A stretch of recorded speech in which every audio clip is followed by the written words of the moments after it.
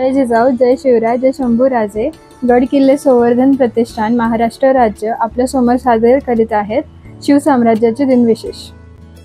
4 जून इसवी सन 1657.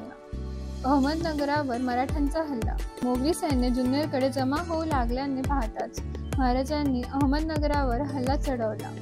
नौसीर खान तातडीने महाराजांवर चालून आला. अहमदनगराला मात्र महाराज व नौसीर खानाची लढाई जुंपली. यात मोगलांचा जोर जास्त होता, त्यामुळे अनेक मावळे मारले गेले, काही जखमी झाले. तेव्हा महाराजांनी पाय मागे घेतला.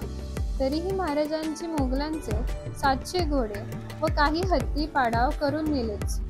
4 जून इसवी सन 1674. राज्याभिषेक विधींची सुरुवात. रात्री मित्रत्रियाग झाला. या यागात इतर यागद्रव्यांसोबत पक व अपक मांस, मत्स्य व सुरा यांचेही बलिदान झाले. कृष्ण वस्त्र धारण करून ही विधी केली. कृष्ण पुष्प गंधेनेच पूजा केली. हा विधी आटोपल्यावर शुभ्र वस्त्र परिधान करून पुण्य हवाचन झाले. गोदान दक्षिणा घेऊन त्या दिवशी सोहळा आटोपला. 4 जून इसवी सन 1691. राजाराम महाराजांची दिल्ली विजयाची महत्वाकांक्षा.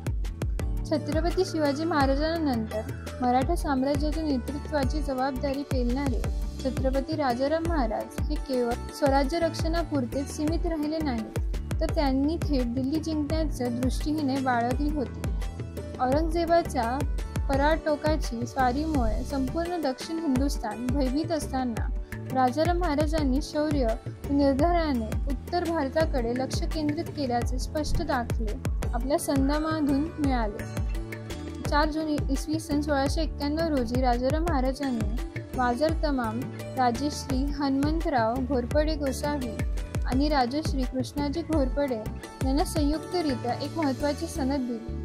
या संधीमध्ये त्यांनी दक्षिणेकडील विविध प्रांत रायगड, विजापूर, भागनगर, औरंगाबाद हस्तगत केल्यानंतर व अखेरीस दिल्ली जिंकल्यानंतर एकूण 6 लाख होणांची सरंजाम देण्याचं आश्वासन दिले.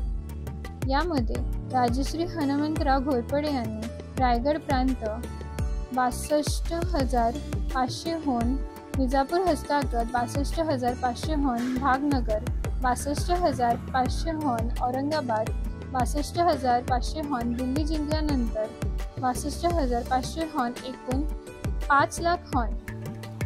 राजश्री कृष्णाजी घोरपडे यांनी वरील प्रमाणे प्रत्येक टप्प्यावर सरंजाम मिळून एकूण 1 लाख होन होते.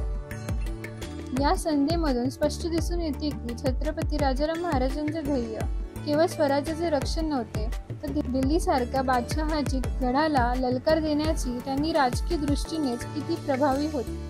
ही सनद म्हणजेच मराठी साम्राज्याच्या स्वाभिमानी, आक्रमक आणि दूरदृष्टी धोरणाचे साक्ष आहे.